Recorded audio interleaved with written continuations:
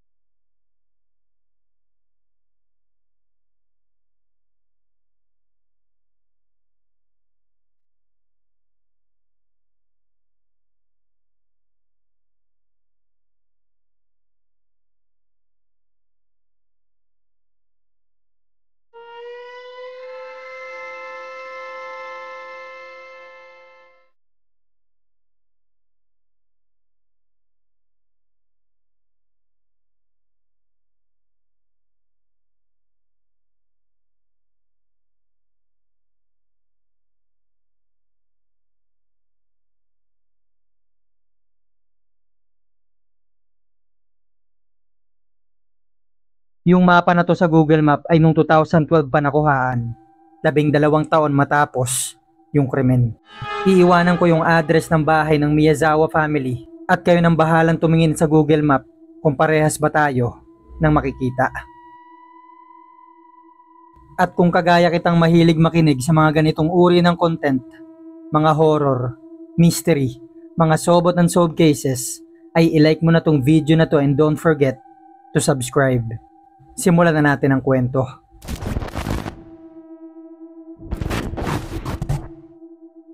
Sa ganito natin simulan tong kwento.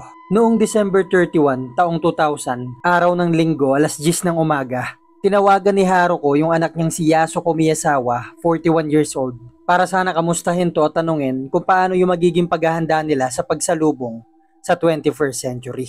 Pero makalipas ang ilang beses siyang pagtawag dito, ay hindi ito sumasagot. Ang ginawa niya ay bumaba na siya ng kwarto niya at naglakad papunta sa bahay ng anak niyang nasa tabi lang naman ng bahay niya. Pagdating niya sa harap ng bahay nito ay kumatok siya dito ng ilang beses pero wala siyang naririnig na mga sagot. Nakakapagtaka ring wala siyang naririnig na mga tunog sa loob. Sa kabila ng yung sasakyan ng pamilya nito ay nasa labas lang ng bahay. Kaya't ang ginawa niya ay kinuha niya yung kopya ng susi niya at binuksan niya yung pintuan. Pagpasok niya sa loob, ilang hakbang pa lang ang nagagawa niya, alam niya na kaagad na merong mali. Dahil sa tuwing pumapasok siya sa bahay nito ay sinasalubong siya ng dalawa niyang apo. Sa paglalakad niya pa sa loob ng bahay nito ay nakita niya na si Mikio Miyazawa, 44 na taong gulang na asawa ng anak niya. Nakahiga ito sa baba ng hagdan na paakyat sa ikalawang palapag ng bahay. Puro dugo yung buong katawan nito, puro saksak, puro hiwa yung katawan at muka at wala na rin itong buhay. Hindi siya makagalaw sa nakita niya. Hindi niya alam kung anong gagawin niya hanggang sa naalala niya yung anak niyang si Yasuko at yung dalawa niyang apo. Agad siyang umakyat ng hagdan kung saan niya hinakbangan yung katawan ni Mikio At sa taas ng hagdan na yon, sa ikalawang palapag, ay nakita niya yung anak niyang si Yasuko at yung apo niyang si Nina na 8 taong gulang. Puro saksak din yung buong katawan nitong dalawa, puro hiwa at nagkalat ang dugo at wala na rin itong mga buhay. Sinubukan niya pantakpan yung mga sugat nito pero kita niyang wala na talagang buhay yung apo at yung anak niya. Sunod naman siyang tumakbo sa kwarto ng isa niya pang apo na si Ray, 6 na taong gulang. Sa kwarto nito ay wala siya nakitang dugo. Nakahiga ito sa baba ng kama niya. Agad niya itong niyakap at ginising. Pero hindi na rin pala ito humihinga. Nagtaka siya dahil wala namang mga dugo sa kwarto nito. Kaya't agad siyang tumakbo pababa ng bahay. Hinakbangan niya yung anak at yung apo niyang hindi na humihinga. Pati na rin bangkay ni Mikio. Tumakbo siya papasok ng bahay niya at tumawag siya ng pulis. Ilang minuto pa lang ang lumilipas ay nagdatingan na kagad yung mga pulis. Nakita nila si Haru kung puro dugo yung katawan. Hindi ito makapagsalita sa sobrang takot at sobrang pag-iyak. At pagpasok ng mga pulis sa bahay ng Miyazawa family, ay dito nila nakita ang isa sa mga nakakatakot na crime scene na nag-iwan ng napakaraming tanong na hanggang ngayon ay hindi pa rin nasasagot. Ito ang krimen na nagtulak sa gobyerno ng Japan na ibasura ang isa sa mga batas nilang tinatawag na Statute of Limitations para lang masiguradong mananagot sa batas nila kung sino man yung gumawa nito. Wala man tayong witness na makapagkikwento kung ano ba talaga nangyari sa loob ng bahay ng Miyazawa family. Pero ayon sa mga ebidensyang nakita dun sa loob ng bahay, ay ito yung sa tingin nating nangyari. Noong early 1991, si Yasuko at Mikio Miyazawa ay lumipat ng tirahan sa lugar na tinatawag na Kamishishugaya. Lugar itong matatagpuan sa Setagaya, sa Tokyo, sa Japan. Nung lumipat sila dito noong 1991 ay mahigit 200 bahay ang nakatayo dito. Kaya naman buhay na buhay itong lugar. Ang kaso noong mid-1990s dahil sa paglaki at pag-unlad ng Tokyo ay napagpasyahan ng city na gawing isang malaking park yung parte na to ng Setagaya. Kung saan nga nakatayo yung bahay ni Mikio at Yasuko Miyazawa na noon ay mayroon ng 2 anak. At sa lumipas na mga taon ay isa-isa nang inopera ng mga developer yung mga taong nakatira dun sa lugar para ibenta na sa Tokyo yung mga bahay at lupa nila. At hanggang nung early 2000 mula sa mahigit 200 bahay ay 4 na lang yung natirang bahay na nakatayo dito. At isa sa mga bahay na to ay sa Miyazawa family. Yung bahay nila na to ay parang napakalaking bahay pero hati talaga to sa 2. Itong nasa kanan ay bahay ng Miyazawa family.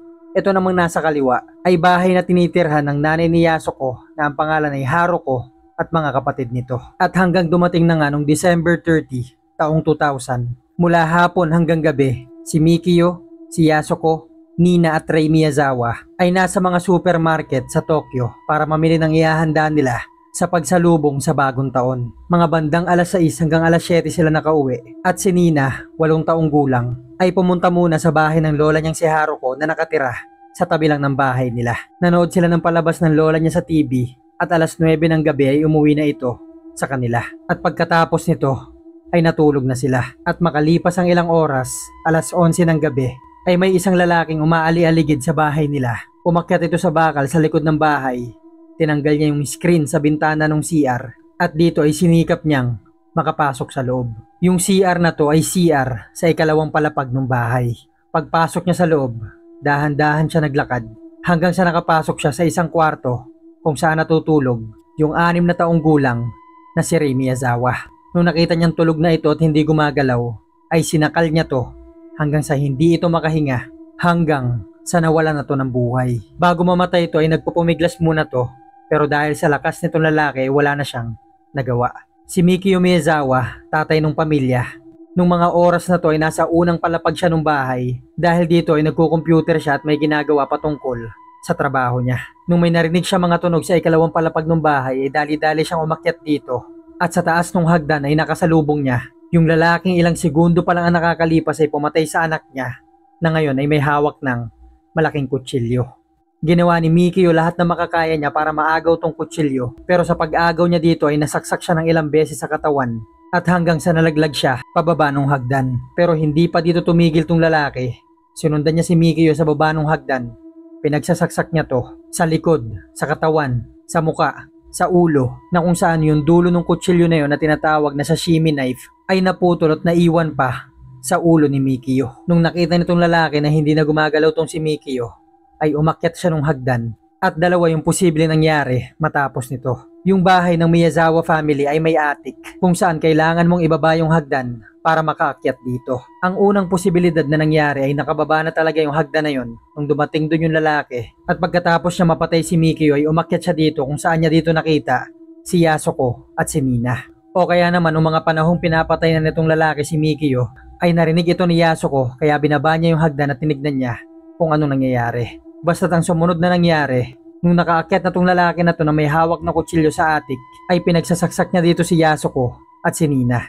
Dahil may mga dugo sa kama sa attic. At dahil mapurol na nga yung kutsilyo nitong lalaki dahil naputol nga ito na naiwan sa ulo ni Mikio, ay bumaba yung lalaki na to ng attic papunta sa ikalawang palapag, pumunta sa kusina at kumuha dito ng panibagong kutsilyo. At nung nagtangka na siyang bumalik ng attic ay nakasalubong niya si Yasuko at si Nina na nasa baba na ng hagdan ng attic para sana siguro tumakas, kaso nga lang dito ay nagkasalubong nga sila. Ginawa ni Yasuko lahat na makakaya niya para protektahan yung anak niya, pero dahil siguro sa lakas ng lalaki na to, kinalaunan ay binawian din sila ng buhay. Ang isa pa sa nakapagtataka dito, ayon sa investigasyon ng mga pulis, nung binawian na ng buhay si Yasuko at si Nina, ay patuloy pa rin silang sinasaktan nitong lalaki. Umabot pa sa puntong natanggal pa yung ngipin ni Nina. Si Yasuko ang may pinakamaraming saksak at sugat sa kanilang tatlo. Pero hindi pa ito yung pinaka nakakapagtaka dito. Dahil pagkatapos gawin ng lalaki na to yung krimen na ginawa niya, ay nagpalakad-lakad at umikot-ikot pa siya dun sa bahay sa loob ng 2 hanggang 10 oras. Ang una nitong ginawa ay hinakbangan niya yung mga bangkay dito at pumunta sa kusina. Hinubad niya yung sombrero niya, yung gloves niya, yung jacket, at nagsimula siyang kumain ng kung ano-anong pagkain sa rep ng bahay. Kasama dyan yung 4 na bote ng barley tea, prutas, ice cream. At habang kumakain siya dito ay nakita niya yung first aid kit ng pamilya na siyang ginamit niya para gamutin yung mga sugat niya sa kamay at sa katawan. Pagkatapos ay pumunta siya sa banyo sa ikalawang palapag ito ng bahay sa parehong palapag ng kusina. At dito ay ginamit niya yung banyo para dumumi. Pagkatapos ay hindi niya ito pinlash o kung sa atin ay hindi binuusan. Pagkatapos ay naghugas ito ng kamay. Pinunasan niya yung kamay niya sa panyo na kung saan nag-iwan din siya dito ng mga dugo. Pagkatapos ay pumunta siya sa storage ng mag-asawa. Kinuha niya yung ilan sa mga personal na dokumento dito. Itinapon niya sa bathtub, maging sa bowl ng CR. At pagkatapos niya gawin yung mga bagay na to ay umidlip pa siya sa sopa sa kusina. Pagkatapos niya umidlip, gumising ito siguro mga 1:00 ng madaling araw. Bumaba siya sa unang palapag ng bahay. Kagaya ng mga una, hinakbangan niya lang yung mga bangkay dito na parang walang nangyari. Ginamit niya yung computer ni Mikio at dito ay sinubukan pa nitong bumili ng ticket sa isang local theater sa lugar nila. 1:23 AM nung namatay yung computer ni Mikio. Hindi malaman kung yun na rin ba yung oras na umalis yung lalaki na to dahil nakita rin ng mga pulis 10:00 ng umaga ay bumakas ulit yung computer ni Mikio. Pero ang sabi ng mga pulis, maaaring nagalaw lang ni Haruko yung mouse ng computer kaya ito bumukas nung oras na nasaksihan nito yung krimen sa loob ng bahay. Pero syempre hindi tayo makakasigurado kung anong oras ba talaga umalis yung lalaking pumatay sa Miyazawa family. Pero ayan yung mga impormasyon na nakuha natin kung ano ba talaga nangyari sa loob ng bahay. Nung pasado 10:00 na nga ng umaga nung December 31 taong 2000 ay nagpasukan na yung mga pulis dun sa bahay ng Miyazawa family at nakita na nga nila dito yung kalunos-lunos na sinapit ng pamilya. Ang unang ginawa ng mga pulis ay iproseso at idokumento lahat ng mga ebidensya makukuha nila sa loob ng bahay na kung saan napakaraming ebidensya ang nakuha nila. Isa na dyan yung sample ng dugo ng killer na pwedeng magamit para sa DNA testing. Nakakuha rin sila ng fingerprint nito. Ayan ang 2 bagay na napaka-importanting ebidensya para mahuli yung gumawa ng isang krimen. Kaya't naisip ng mga investigador na magiging madali lang sa kanilang mahanap yung gumawa nito. Lalo na't nakita ng mga pulis na iniwanan nito yung ilan sa mga gamit niya sa sala ng bahay. Nandyan yung suot-suot niyang scarf, hip bag, sweatshirt, jacket, hat, gloves, 2 panyo at yung sashimi knife na ginamit niya sa krimen. Mga bagay na nagamit ng mga pulis para malaman nila yung itsura nitong killer nung suot-suot niya pa yung mga gamit na to. Nalaman din ng mga pulis yung suot-suot nitong sapatos ayon sa mga footprint na naiwanan nito. Ayon sa investigasyon ng mga pulis, ang edad nito ay nasa 15 to 35 years old. Malakas ang pangangatawan nito dahil nagawa nitong umakyat sa likod ng bahay at makapasok sa bintana ng CR na may kataasan. Ang totoo pa nga nito, hindi talaga kumpirmado kung paano nakapasok tong lalaki na to sa loob ng bahay. Ang una nga nilang hinala ay doon sa bintana ng CR sa ikalawang palapag ng bahay dahil tinanggal nito yung screen ng bintana at may mga bakas ng yapak sa lupa sa labas ng bintana. Pero nung chinek ng mga investigador yung paligid nitong bintana na to, ay walang naiwan dito mga tela ng damit na kadalasang naiiwan kapag sumiksik ang isang tao sa isang masikip na lugar, na kung tawagin sa investigasyon ay shirt fibers. Ayon sa ilang investigasyon, mukhang nakapasok tong lalaki na to sa balcony sa kwarto ni Ray. Umakyat ito dun sa sasakyan ng pamilya at nakapasok dun sa balcony at dito niya na nga nagawa yung krimen. Pero hindi kumpirmado kung paano pa ito nakalabas. Ang tangkad nitong gumawa ng krimen ay nasa 5 foot and 6 to 7 inches. Lalaki ito ayon sa DNA at ang blood type ay A. Right-handed din ayon sa mga sugat na natamo ng pamilya. Yung mga impormasyon na to, pati yung itsura nitong lalaki nung ginawa niya yung krimen, ay pinakalat ng mga pulis sa buong bansa. Pero sa mga makalipas na sumunod na linggo, sa kabila ng napakarami nilang impormasyon at ebidensya, ay walang lumilitaw na malakas na lead kung sino yung gumawa nito. Pero lalo pang gumulo at humaba yung investigasyon nung pinag-aralan nila yung mga gamit na iniwan nung gumawa ng krimen. Isa-isahin natin ngayon yung mga ebidensya na to. Umpisahan natin to dun sa fingerprint na sinubukang i-match ng mga pulis sa mga fingerprint na meron sila sa database ng bansa. Pero hindi ito nag-match sa kahit kanino. Sunod naman yung sapatos na suot nito na Slansinger shoes na 27.5 cm ang sukat, uri ng sapatos na hindi mabibili sa Japan kundi mabibili sa South Korea.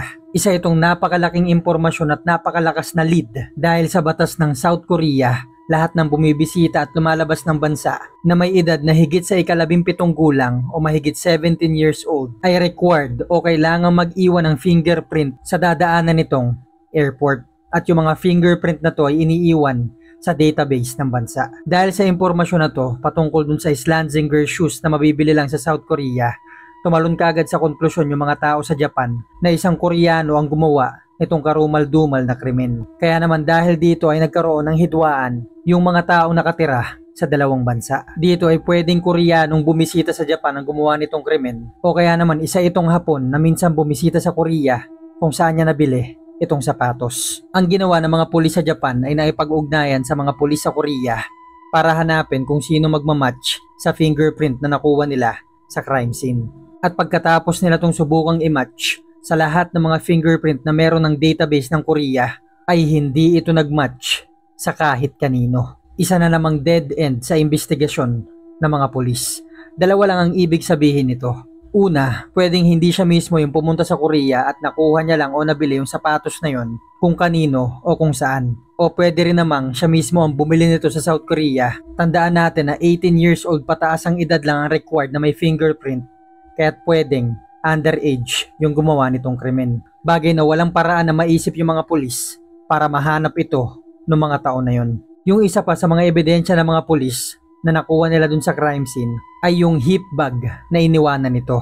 At yung hip bag na to ay mabibili naman sa United States of America. Ang mga bagay na nakita nila sa loob nito ay grip tape na gamit ng mga nag-i-skateboard. Nakakita rin sila dito ng dalawang uri ng buhangin. Yung isang uri nito ay makikita sa Korea at yung isa naman ay sa Edwards Air Force Base. Ito ay kampo ng US Air Force na matatagpuan sa California. Kaya't lalo na nagkagulo ang mga pulis sa Japan kung paano at saan sila mag-iimbestiga. Sa mga sumunod pa na linggo ay patuloy na katatanggap yung mga pulis na mga impormasyon tungkol sa krimen na nangyari. Mga impormasyon ito at lead na nagpahaba at nagpagulo sa investigasyon. Isa na dito yung isang lumutang na taxi driver na may naisakay daw siyang 3 lalaki doon sa park malapit sa bahay ng Miyazawa family. Naisakay niya to sa parehong oras matapos mangyari yung krimen. Nagmamatch din yung description ng mga pulis doon sa 3 lalaki na to. Idinagdag pa nitong taxi driver na yung isa sa 3 na to ay may sugat sa kamay na nag-iwan pa nga ng mga patak ng dugo sa upuan ng taxi. Pero hindi na ito naimbestigahan ng mga pulis dahil yung dugo sa upuan ay wala na at nalinis na. Pero sabihin na natin yung 3 lalaki nga na to yung umatake dun sa pamilya at 3 din silang umatake at pumasok dun sa loob. Mapapaliwanag nito yung mga lala ng mga sugat na natanggap ng pamilya. Kaso nga lang hindi ito tumutugma dun sa mga bakas ng paa na nakita sa loob at labas ng bahay. Dahil isang pares lang ng sapatos yung nakita nila dito. At yung 2 panyo namang nakuha dun sa crime scene, yung isa dito ay nakatupi, yung isa naman na may butas sa gitna.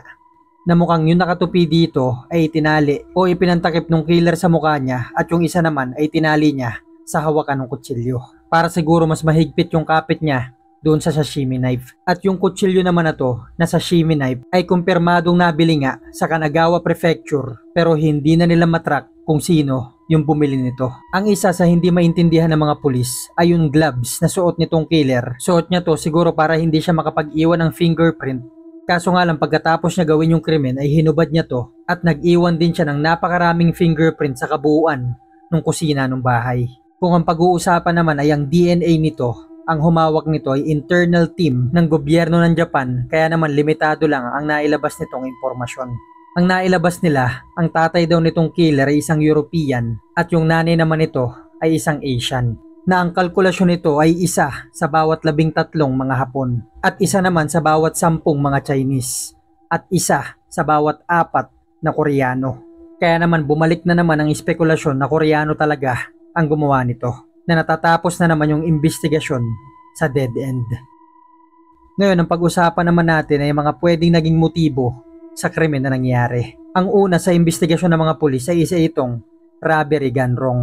Posibleng isa itong akyat bahay o magnanakaw. Kaso nga lang nung nakita siya ay kinailangan niyang patayin yung buong pamilya. Kaso nga lang hindi dito pumapasok yung oras nung umatake yung gumawa nitong krimen. Dahil nung taong 2000 sa Japan, ang oras na walang tao sa mga bahay noon ay hapon. At bihirang-bihira yung mga magnanakaw na gabi umaatake sa Japan. Dahil nung oras na to, halos lahat ng mga tao ay nasa kanilang mga bahay. Bukod pa dito, ang unang inatake nito ay yung batang si Ray na 6 na taong gulang na hindi nila kailangan patayin dahil hindi naman ito makakasagabal sa pagnanakaw.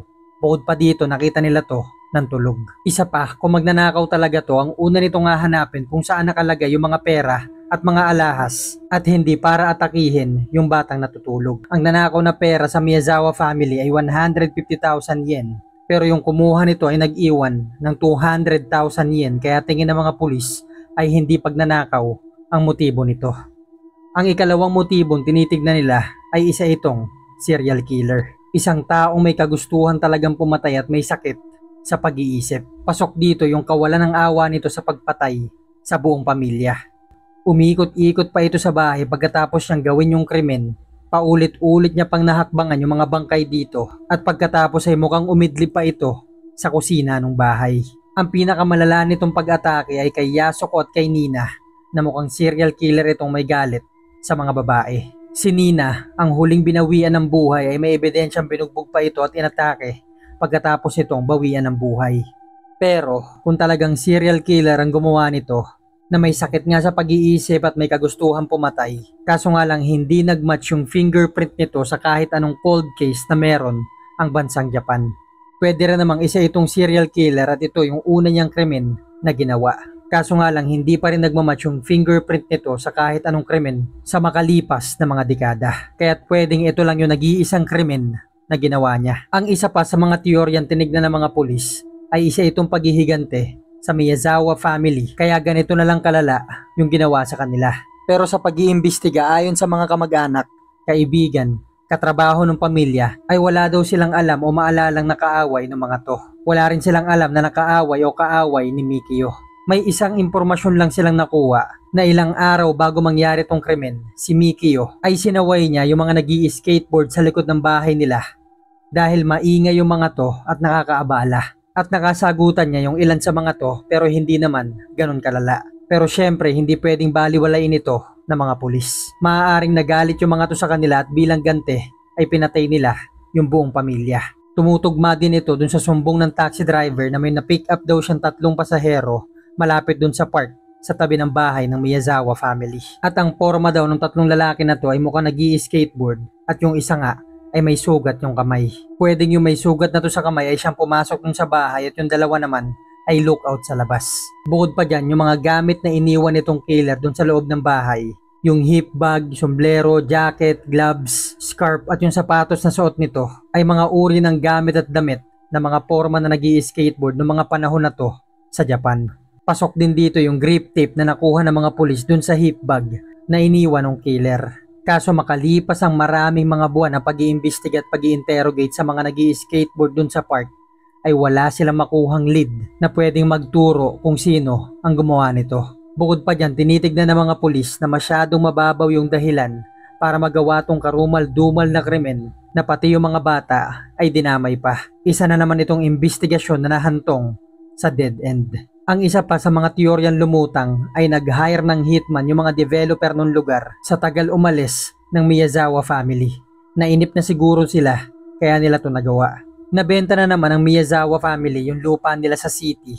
Kaso dinidelay nila yung pag-alis nila dahil ayaw pa sanang umalis ni Yasuko sa lugar dahil malaki ang magiging epekto nito sa mga anak nila. Lalong-lalo na sa bunso nilang anak na si Rei na may developmental disorder. Dahil isa mismong tutor si Yasuko at alam niya ang magiging epekto ng papalit-palit na kapaligiran sa isang batang may sakit nito. Pero dahil walang sapat na ebidensya yung mga pulis, wala ring pinatunguhan yung teorya na to.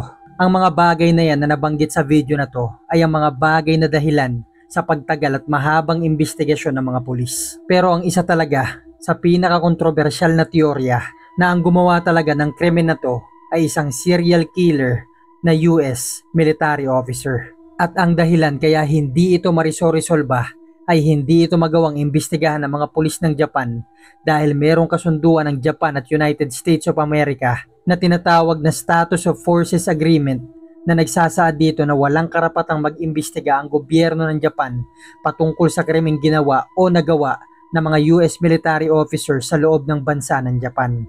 Maaaring alam na talaga ng dalawang gobyerno na US military officer talaga ang gumawa nitong krimen pero walang magawa ang Japan para imbestigahan ito. Sa teorya na to ay napakaraming mga bagay ang masasagot. Ang isa dyan ay meron ng hawak na DNA at fingerprint yung mga investigador ng Japan pero hindi pa rin nila mahanap-hanap yung gumawa nito. Meron na din silang 250,000 na investigador ang humawak ng kaso at 50 million na ang fingerprints na natest nila pero hindi pa rin nila tumamatch kung kanino at hindi pa rin ito marisolba.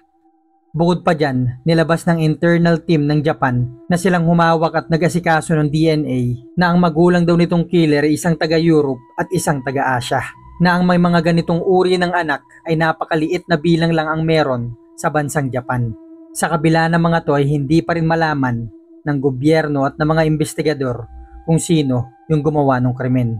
O pwedeng wala talagang nagmamatch sa fingerprint at DNA na ginagawa nilang mga investigador dahil nga yung gumawa ng krimen ay isang military officer na hindi pwedeng imbestigahan. Hindi lang iyan yung mga puntos na pwedeng makuha sa teorya na to. Yung mga gamit din na iniwan nitong killer na iniwanan niya dun sa sala ng bahay ay galing sa iba't ibang bansa pero wala itong sample ng fingerprint sa mga airport ng mga bansang inimbestigahan nila. Ibig sabihin nito, yung tao na to ay nakakapunta sa iba't ibang bansa nang hindi dumadaan sa proseso ng mga taong dumadaan sa airport. Yung sweatshirt din ng killer na iniwanan dun sa bahay ay napatunayang nabili sa isang tindahan sa Atsugi City sa Japan na lugar kung saan nakabase ang US Navy. Bukod pa dyan, kung maaalala nyo ay may dalawang uri ng buhangin na nakuha sa bulsa nung hip bag na iniwanan nitong killer. Yung isa dito ay uri ng buhangin na makukuha sa US Edwards Air Force. Isa itong base ng US Air Force na matatagpuan sa Los Angeles, California. At yung isa namang uri ng buhangin dun sa bag ay makukuha sa Miura Peninsula Beach in Yokosuka. Isa itong city sa Japan kung saan may isa ring malaking base ang US Navy na tinatawag na US Navy Yokosuka Base. At yung uri naman ng pagkain ng ice cream ng killer dun sa kusina ng bahay, hindi niya to ginamitan ng kutsara o utensils, kundi pinisa niya yung cup ng ice cream para makain ito, bagay na gawain ng mga military personnel noon. Yung dalawang panyo naman na nakuha dun sa bahay na ginamit sa pagtali sa hawakan ng kutsilyo na mukhang ginawa niya to para mas mahigpit yung pagkapit niya dito. Ang uri ng pagkakatali nitong panyo dun sa hawakan ng sashimi knife ay uri ng pagtali ng mga military personnel. Sa paglaban naman ni Mikio at ni Yasuko dun sa pumasok sa bahay nila, ay napatunayan ding lumaban silang dalawa at nasugatan itong lalaki dahil maraming ang dugo silang nakita dun sa crime scene na type A, uri ng dugo na hindi galing sa Miyazawa family. Pero sa pag-iimbestiga nila ay wala silang nakitang pumuntang isang tao sa ospital sa Japan na may mga sugat sa kamay o sa katawan mula sa kutsilyo na maaaring tumugma sa krimeng nangyari sa Miyazawa family. Kaya maaaring nagpagamot ito hindi sa ospital kundi sa isang medical facility ng US military base. Meron namang natanggap yung mga pulis na report galing sa mga nurse sa isang train station sa Japan na tinatawag na Tobuniko Stations. 3 oras ang layo nito mula sa Setagaya. May isang lalaki daw ditong nagpagamot sa mga nurse dahil may malaki itong sugat sa kamay na halos kita na yung buto nito. Ang dahilan nitong lalaki ay nahiwa niya lang daw yung sarili niya. Hindi ito inimbestigahan ng mga pulis dahil alas 6 hanggang alas 7 na ng umaga nung nagpagamot ito sa mga nurse na 6 hanggang 7 oras ang pagitan mula nung nangyari yung krimen sa Miyazawa family. Pero ang pagkakadescribe nitong mga nurse dun sa train station ay mukhang sariwang-sariwa pa at ilang minuto pa lang ang nakakalipas nung nasugatan yung lalaki. Kaya naman hindi na to kinonekta doon sa krimen. Pero kung sakali mang military officer nga talaga ng Amerika ang gumawa ng karumal-dumal na krimen na to, motibo na lang talaga ang kailangang isipin. Serial killer nga ba talaga to? Pwede namang hiner siya na hitman ng mga developer ng lugar. O military officer ito nag-i-skateboard dun sa likod ng bahay at nakasagutan ni Mikio. Pero kung sino man yung gumawa ng krimen na to, ay mukhang komportable siya tong ginawa. Nagawa niya pang mag-ikot-ikot dun sa bahay, dumumi sa banyo, umidlip, gumamit ng computer, kumain, na para bang alam niyang wala nang ibang taong dadating dun sa lugar. Iniwanan niya pa yung mga gamit niya na talaga naman nagpagulo sa investigasyon ng mga pulis. Sinadya niya nga kaya talagang gawin yung mga bagay na to para guluhin sila. Pero kung sinadya niya talagang iwanan yung mga gamit na yon para guluhin at pahabain yung investigasyon ay masasabing napakatalino ng tao na to. O komportable lang talaga siyang hindi siya mahuhuli sa krimen na ginawa niya. Hanggang ngayon, 2.5 dekada na ang nakakalipas o 25 taon na ang nakakalipas, napakarami pa ring mga tanong na hindi pa rin nasasagot. Yung nanay ni Yasuko na nakatira lang sa tabi ng bahay nila ay marami pa ring mga tanong na kung bakit dinamay pa yung 2 bata. Yung mga kamag-anak nilang naiwanan ng Miyazawa family ay taon-taon pa rin nag-aalay sa puntod ng mga to na si Haruko, nanay ni Yasuko, ay patuloy pa rin nagbibigay ng flyers para malaman kung sino ba talaga yung gumawa ng krimen. Bagay na nakadagdag pa sa trahedyang nangyari. Giniba ang bahay ng Miyazawa family noong 2019 dahil malaki na ang posibilidad nitong bumagsak.